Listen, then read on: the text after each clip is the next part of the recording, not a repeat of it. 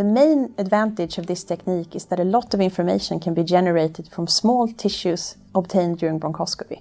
This method can help answer key questions in mucosal immunology, where bronchoscopy is part of establishing the diagnosis, such as COPD, sarcoidosis, or lung cancer.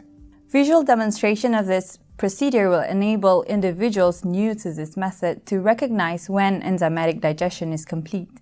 Demonstrating this procedure along with Faezzah Baharom will be Greg Rankin, a postdoc from our collaborators lab at Umeå University.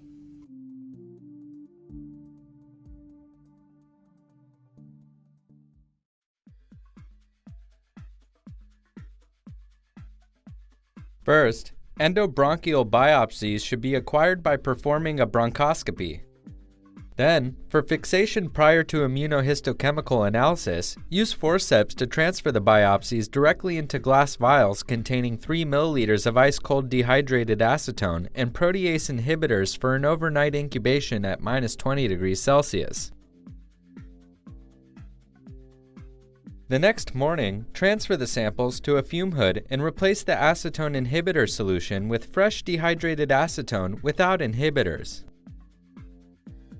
After 15 minutes at room temperature, replace the acetone with methyl benzoate for another 15-minute incubation.